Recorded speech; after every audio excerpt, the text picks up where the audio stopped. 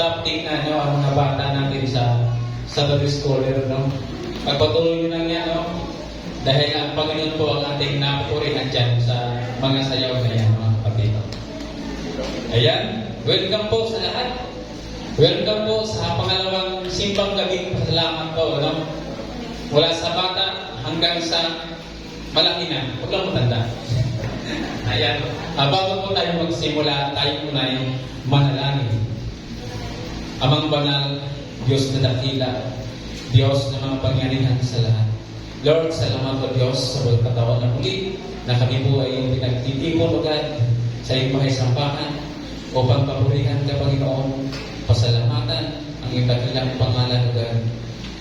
Lord God, tunay na wala kami magagawa, Panginoon, kung hindi ka maghari sa aming buhay, Panginoon. Lord, dalangin namin agad sa aming mga kapatiran na hindi man namin nakasama, Panginoon, ngunit ikaw po patuloy, Panginoon, ang abot sa kanila. Pagpalayan mo sila, O Diyos, at ingatan, Panginoon, at patuloy po, Panginoon, na kataguhin ang pangailangan sa araw-araw. Lord, sa aming pakikinig sa gabi ito, Panginoon, gawalan mo kayong Panginoon na yung nari sa wisdom, karunungan, Panginoon, doon din po, Panginoon, sa magbahagi nito, Panginoon, yung mga paglingkod, upang aming mo anawangan, Diyos, ang nais mo sa amin, ang nais mong parating sa amin sa gabi ito, Panginoon, bilang pag-celebrate, Panginoon, sa iyong dakilang pangalan, sa iyong pagsilang, Panginoon, kung paano mo kami mamuhay sa mundo ito. Lord, salamat po Diyos, at ito aking dalangin sa mga ni Jesus. Amen. Amen. Ayan.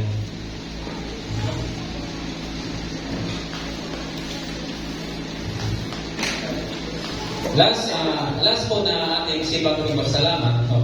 Noong Saturday, no? Bago po nag-visit si Pastor Dante, sabi po ni Pastor Marlon, no, na ilang taon po na nanahimik po ang ating Panginoon, na wala po silang ginawa, kundi hinayaan po ng Panginoon na gumawa ang mga tao sa sanlibutan. At doon, no, nakita ng ating Panginoon na tila, no, ang mga tao ay patuloy na gumawa at dumakat po sa kadiliman. Kaya yun po yung hudyat niya na ipadala po, no, ng ating Panginoon ang kanyang kaisa-isang anak, Jesu Cristo, upang iligtas po tayo, no, doon sa kadiliman at kailangan mabigyan tayo ng liwanag para mabuhay tayo na naayon po sa kalooban ng Diyos. No? Ang ang ating tema ay Light of Christmas. Pero ngayong gabi po, mga kapatid, hayaan niyo muna, natalhin ko muna yung dark side ng Christmas. Kaya ang ating pag-usapan ngayon, yung madilim na bahagi ng Christmas. No? Pag dumating na po, no, ang Germans, ang una natin maririnig ay mga awiting pamasko, no? Simula pa ng September, maririnig natin si Jose Marichan, no? May mga awiting na tila nagbibigay sa atin, no? Na kung anong ating katayuan. May awiting na I am dreaming of White Christmas. White Christmas. Siguro ito yung inaasam-asam ng maraming tao sa ngayon, no, kapatid, kapag nalapit na ang Kapaskuhan. Lalo na yung mga nagibang bansa na gustong umuwi, pero hindi makakauwi, gawa ng iba't ibang kadahilanan. No? So, mayroon din namang awitin na I have a blue Christmas without you. No? So, at mukhang malungkot ang nilalaman ng awitin ito. Mayroong kulang sa kanya ng Pasko. No? So, maraming tao sa ngayon, ang nasa isip lang ay kagandahan ng Pasko. Mga palunti sa Pasko, no? Maraming pera, no? Mayroong ganon, no? Nung maliit pa ako, nung sa probinsya pa, tuwing Pasko, pinipili lang namin yung bahay kung saan kami mga marunong. Kasi binabase namin sa dekorasyon ng bahay. Pag maraming ilaw, sabihin, malaki magbigayan. No? 20 magbigayan. Pagka ganon. Noong araw kasi, 10 piso, 2 piso, yun. Kaya pinipili namin. Alam namin yung bagay na hindi talaga nagbibigay, puro patawad. Kaya pinipili na talaga namin. No? So, nais kong biglang diino ang mga pangyayaring ito. Nais kong dalhin mo na yung light doon sa dark. Hindi dahil madilim sa labas. Nang kapaskuhan ngayong gabi. Upang matimbang natin ang mga iso, anong ang kahulugan ng Pasko no, sa ating buhay. Ang dark side ng bahagi ng Pasko ay tumutukoy sa mga unang pangyayari ng Pasko, kapatid. Noong panahon ng paghahari ni Haring Herodes, nais niyang matuklasan kung saan ipinanganak ang hari ng mga Hudyo. No? Ngunit iba ang kanyang iniisip, kapatid. Iba ang kanyang motibo. Ang nais niya ay gusto niyang patayin ng bata. No? Isinilang si Jesus sa isang mabahong sapsaban. Ba't ko sinabing masabang sapsaban? Kasi ano na yung dominong hayop, hinang hayop. Walang magpatuloy sa kanya. No? Ang mga tao noong time na yun sa Bethlehem ay abala sa iba't ibang pagkakitaan dahil maraming mga balikbayan. And yet, no? Ang mga bahay panuluyan ay walang bahante para doon sa mag-asawang Jose at Maria. Kaya doon sila tumuloy sa sapsaban. Kaya dito nagsimula ang madilim at malamig na gabi. Sa isang maruming lugar, sa sapsaban ay isinilang ang isang lalaki. Ang pangalan niya ay si Jesus, ang tagapagligtas ng kanyang bayan. So ang ating pinaka-main point dito, kapatid, ngayong gabi ng ating simbang pasasalamat, bakit pinahintulutan ng Diyos na isilang si Jesus sa isang marumi at mababang lugar? Ano ang kahulugan nito sa ating buhay? Bakit ngayon parang napakalayo na ang tunay na kahulugan at layunin ng kapanganakan ni Jesus? Kahapon po, pumunta po ako sa crossing. Nilakad ko lang po doon sa Manitawiran doon, Podrix. Mayroong nakapwisto doon na yung nagpapalimos. Habang palapit ako sa kanya, may isang karton na pinilas siya. At habang dumaan ako sa harapan niya, sinusulat niya, ang Pasko ba'y para lang sa maraming pera? Malaking question mark. Hindi ganun hinantay kung ano ba idudugtong niya. Ang tunay ba na Pasko ay para lang sa kalinawan? Ang sabi dito sa Matthew chapter 1 verse 21, kapatid, magsilang siya ng isang batang lalaki at Jesus ang ipapangalan mo sa sanggol sapagkat niligtas niya ang kanyang bayan sa kanilang mga kasalanan. So, sa tunay kapatid, naparito ang ating Panginoon upang alisin po ang tao sa kadiliman. At sinabi din sa unang Juan, sa 3 verse 5, nalalaman ninyong naparito si Kristo upang pawiin ang ating mga kasalanan. At siya'y walang kasalanan, kapatid. Ang Panginoon ang gumawa niyan para sa atin. Kaya maliwanag po sa ating binasa, ang layunin ng pagparito ni Jesus ay upang tayo ay maligtas sa kasalanan. So, ibig sabihin niyan, kapatid, ang dark side ng Pasko ay kasalanan. Ang puso ng Pasko ay si Kristo, na siya ay naparito sa sanlibutan upang iligtas ang tao sa kasalanan. Ang tunay na kagandahan ng Pasko ay malaman natin ang madilim na bahagi nito upang maunawaan natin ang mga lunas sa lahat ng ating mga kalagayan, bilang mga makasalanan, upang gumaling tayo sa lahat ng ating mga karamdaman dulot ng ating kasalanan. So dahil sa kasalanan, mayroon tayong takot, mayroon tayong pangamba, hapdi at kalungkutan, mga paglaban-laban, gera sa mundo, kawalan ng kapahingahan, pagkakabahagi at pag-aalitan, kabalisaan at sakit, mga karamdaman, kamatayan at kagutom, kapatid, mga iba't ibang kalamidad ay unti-unting pagkasira ng kalikasan dahil po yan sa ating mga kasalanan. So ang sabi dito sa Roma chapter 6 verse 23, sapagkat kamatayan ang kabayaran ng kasalanan, ngunit ang libreng kaloob ng Diyos ay buhay na walang hanggan sa pamamagitan ni Kristo Jesus ng ating Panginoon. Ang tanong, ano ang kasalanan, kapatid? Ang kasalanan ay ang pagdurog, no? Pagdurog sa puso ng Diyos. Habang gumagawa tayo ng kasalanan, inudurog po natin ang puso ng ating Panginoon, kapatid. At pagpatuloy ang pagkakasala ng mga tao, ang ibig sabihin yan, kapatid, ay patuloy po natin sinasaktan ang puso ng Diyos. Di po ba? Ilang magulang, di po ba? Pag ang ating mga anak ay nagkakasala, sino ba ang naging sinaktan? Yung magulang po natin. Dinudurog po natin ang puso ng ating magulang pag ang mga anak po ay nagkakasala. Pangalawa, ang kasalanan ay patuloy nating sinasaktan ang tapat na nagmahal sa atin. Ang Diyos lamang at tapat at wagas kung umitig, kapatid. Maging sino ka man. Kahit sino ka man, kapatid. Siya po ang tapat at wagas kung umibig. Mahal niya ang mga makasalanan. Habang tayo ay patuloy na gumawa nito, ay sinasaktan po natin ang Diyos na nagmahal sa atin ng lubos.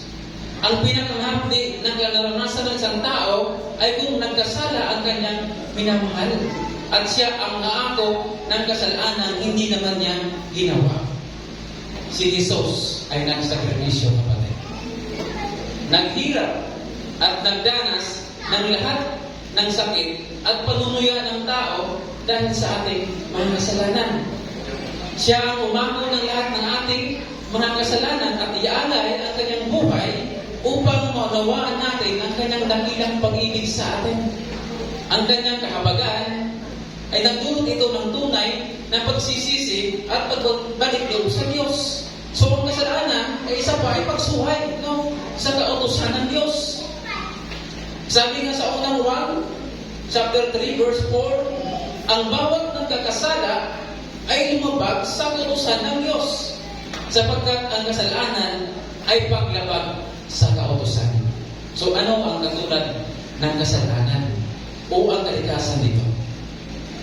Ang kasalanan ay ito ay pagkasira, no? O kaya pagkabulok. Ang kasalanan ay katulad ng kalawang na sumisira sa bakal. Diba ang isang bakal, pag tinalawang yan, unti-unti po yan masisira. Hanggang sa nalamunin niya ang buong bakal. Hanggang sa ikaw ay napuspos ng kasamaan o karumihan. Ito ay katulad ng polusyon sa ating kapaligiran. Ito ay tulad ng mansa o scar sa ating mukha. No, kumakalat. Mansa sa damit na marumi. Ginawa ito mapulano o maitim ang ating mga kaluluwa. At wala tayong ibang ninanasa kundi ang ating pansariling kaligayahan at tamuhay na malayo po sa ating Panginoon.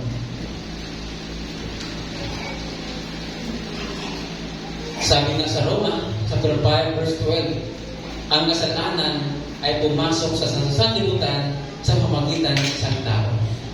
At ang kamatayan ay pumasok sa pamamagitan ng kasalanan. Dahil dito, lumaganap ang kamatayan sa lahat ng tao dahil sa lahat ay nagkasala, kapatid. So sa madaling salita, ang kasalanan ay kabuluhan o defiling, corruption. No? Ang kasalanan ay pagtuligsa sa Diyos. Sabi nga sa Leviticus chapter 26, verse 27 to 28, at kung sa kabilang ito hindi pa rin kayo magbago at patuloy pa rin sumuway sa akin, magsisiklab na ang aking galit sa inyo at ako mismo ang magparusa sa inyo ng mga pitong ibayo dahil sa inyong mga kasalanan. So ang kasalanan ay sampal po sa Diyos. Ito ay pagtuligsa sa mga kalooban ng Diyos sa ating buhay. Habang tinutuligsa natin ang Diyos sa pamamagitan ng ating sa ating pamumuhay at makakaasa tayo ng kagupit ng Diyos sa ating buhay. Inarawan ng Diyos dito na kapag tayo ay patuloy na nagkakasala, tayo ay isang rebel sa Diyos. Rebel din tayo sa ating Panginoon. Ang isang rebel sa pamahalaan ay wala nang nakitang tama sa gobyerno. Di ba? Ang lahat ay mali. Ganon din sa Diyos. Kapag tayo ay revealed, tayo ay oposisyon sa mga plano ng Diyos sa ating buhay, kapatid. So, ang salitang Hebreo, ang kasalanan ay tinatawag ng pasya. Ito ay nangangahulugan ng rebellion o nagre-rebelde ka. Hindi lang sa pamahalaan, kundi pati sa ating Panginoon. Ang kasalanan ay kawalan ng utang na loob, kapatid, o ingratitude. Ito ay pagtalikod sa Diyos para bang walang nagawa ang Diyos sa ating buhay. No? Kaya ka tumalikod. Dahil sabi nga sa Gawa, chapter 17, verse 28, sapagkat hawak niya ang ating buhay, pagkilos at pagkatao, tulad ng sinabi ng ilan sa inyong mga makata, tayo ay mga anak niya. At sinabi din dito sa Matthew, chapter 5, verse 45, upang kayo'y maging tunay na mga anak na iyong Ama na sa langit, sapagkat pinasisikat niya ang araw sa mabuti, hindi sa masasama. At napapalaunan siya sa mga matuwid at din sa mga di matuwid. So ang kasalanan ay kinasusuklaman ng Diyos, kapatid. Mahal niya ang makasalanan, ngunit galit siya sa kasalanan. Nauna natin kapatid. Mahal niya ang makasalanan, ngunit galit siya sa kasalanan. Sabi nga sa Roma, chapter 3, verse 23, sapagkat ang lahat ay nagkasala at walang sino mang nakaabot sa kalulatian ng Diyos. So lahat po tayo ay nagkakasala. Wala pong perfecto ang bawat isa sa atin. No? Sabi nga sa Efeso chapter 2, verse 2 to 3, sinusunod ninyo noon ang masamang takbo ng mundo at napailalim kayo sa prinsipi ng kasamaan. Ang espiritong naghari sa mga taong ayaw pasakop sa Diyos. Ang totoo, tayong lahat ay dati rin namuhay ayon sa ating laman at sumusunod sa masamang hilig ng katawan at pag-iisip. Kaya sa ating likas na kalagayan, kabilang tayo sa mga taong kinabubuutan ng Diyos. Kaya ang kahantungan po nito ay sa apoy punang emperno, kapatid. Bakit po nangyayari ang lahat ng ito? Dahil ito ang tunay na mensahe ng Kapaskuhan, kapatid. Ang maunawaan natin ang madilim na bahagi ng Paskong hanggang sa makalaya tayo dito. At makita po natin ang liwanag ng kagandahan ng Pasko. Ang liwanag ng Ebanghelyo ng ating Panginoon. Dapat tayo ay nagniningning tulad ng bituin sa kalangitan. No? Sabi ni Apostol Pablo, siya ang pinakamasama sa lahat ng makasalanan. Ngunit dahil sa habag ng Diyos, sa biyaya ng Diyos, ay naligtas siya sa pamamagitan ni Jesucristo. No? Si Jesucristo ang regalo ng Diyos, kapatid. Ang isang regalo ay tinatanggap mula sa nagkaloob nito. Ang regalo ng Diyos ay buhay na walang hanggan kay Kristo Jesus. Ano nang sabi doon sa John 3:16? Pinaka-familiar na verse. Ang iba rito, memorize na. Sapagkat kayo na lamang ang pag-ibig ng Diyos sa sangkatauhan. Kaya ibinigay niya ang kanyang kaisa-isang anak upang ang sinumang sumampalataya sa kanya ay hindi mapahamak, kundi magkaroon ng buhay na walang hanggan. So napakaganda po, no? Ang plano ng Diyos. At sabi din sa unang Juan, chapter 5, verse 10 hanggang 12, ang sino mang sumampalataya sa anak ng Diyos ay naniniwala sa patutuong ito. Ngunit ang Diyos ay ginagawang sinungaling ng sinumang hindi sumampalataya sa Diyos, sapagkat hindi ito naniniwala sa patutuo niya tungkol sa kanyang anak. At ito ang patutuo.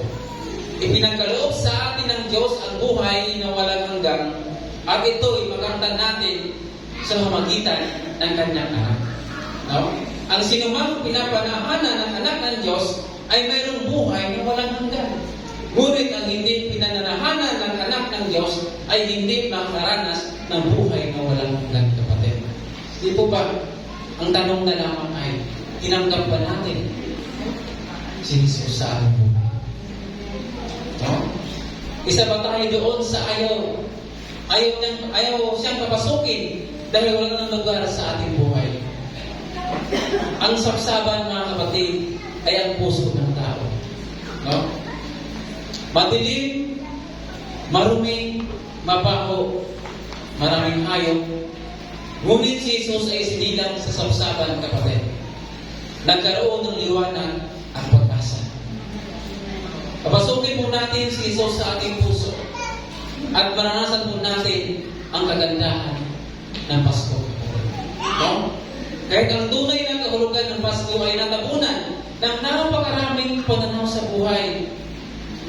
Kahit nung isilang si Jesus, ay maraming mga tao ang namali ang pagkakaunawa, kapatid.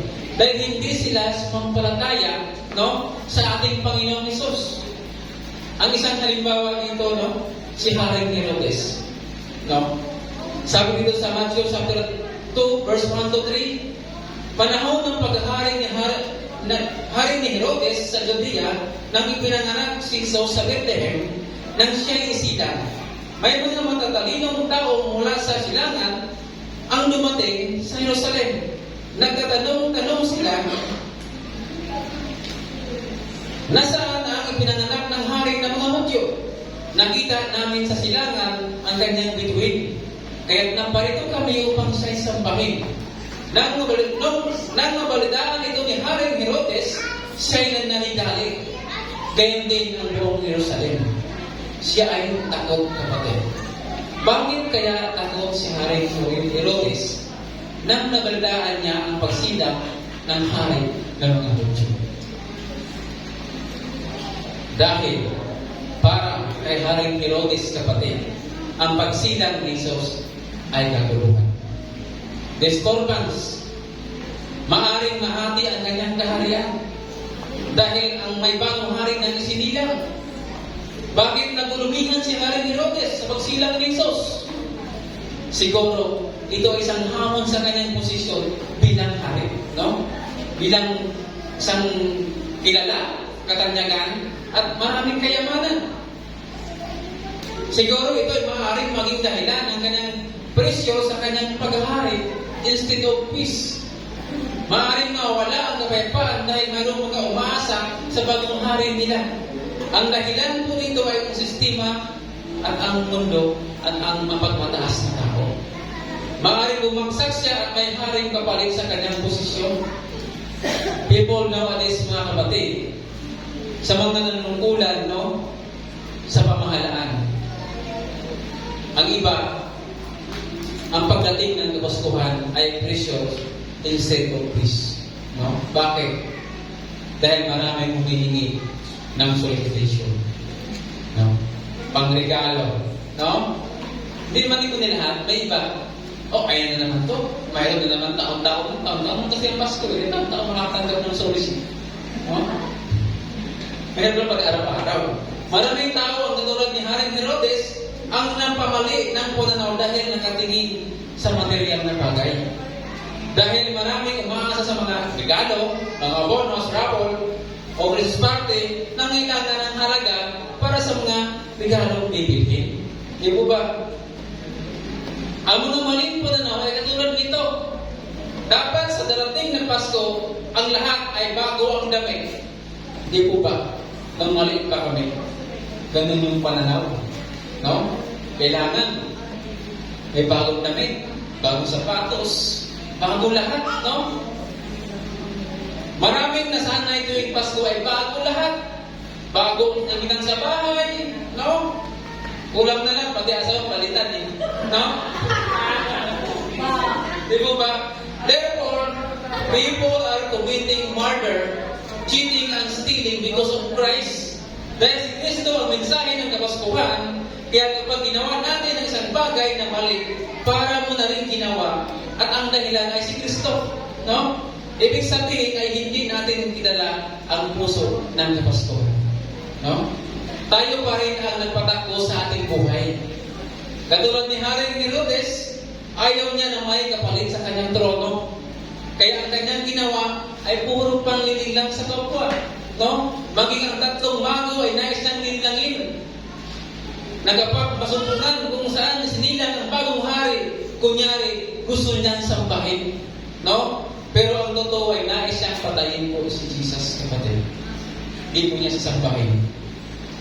Dahil para sa tatlong umagaw na ito, ang pananaw nila sa pagsilang ni Jesus ay isang pagkakataon na hindi dapat palampasin. No? Matagal na nila itong inaabangan sa kanilang buhay. Pinaniniwalaan, pinag-aralan ng mahabang panahon at inasahan nila darating sa kanilang kapanahunan. Ang Pasko para sa kanila ay paghahanap sa tunay na Diyos upang sambahin, kapatid. Hindi po pagsashopping sa mall para makabili ng regalo o kagamitan tuwing Pasko. Pumunta sila sa lugar kung saan nandun si Jesus upang magbigay ng galang at maglagay ng kaloob, kapatid. Ang kaloob na ito ay may kaugnayan sa Diyos. Sa ngayon, maraming nagkaloob sa Diyos na wala pong kaugnayan. No? Ano po ang ibig sabihin nito? Na walang kaugnayan. Maraming nagkaloob sa Diyos na walang kaakibat ng pananalig, kapatid. Di po ba? Hindi po ito isang excuse gift lamang. Umunito-unitan. Parang pala pununtan tuwing Pasko. Kundi sa kanilang kaloob ay pinaparangalan na nila ang Diyos. No? Christmas is to give glory and praise God. No? Christmas is to speak the good news of salvation. No? Christmas is peace and joy in His heart. Ipagdiwan po natin, kapatid, ang Kapaskuhan ayon po sa ating mga kaya at hindi po tayo mangungutang ng piracy para buka po ang ating handaan. No? Ngunit kung kaya natin na bongga dahil pinagpala po tayo, ibahagi po natin sa iba. Ngunit, huwag natin kalimutan ang unahin natin bigyan ang karangalan po ng ating Panginoon sa Kristo. Di po ba? Yan sabi sa Roma, chapter 12, verse 1 and 2. Kaya nga, mga kapatid, alang-alang sa masaganang ambag ng Diyos sa atin, ako'y nakikiusap na iaalay ninyo ang inyong sarili bilang isang handog na buhay, banal at kalugod-lugod sa Diyos. Ito ang karapat-dapat na pagsamba ninyo sa Diyos. Huwag kayong magyayon sa takbo ng mundo ito.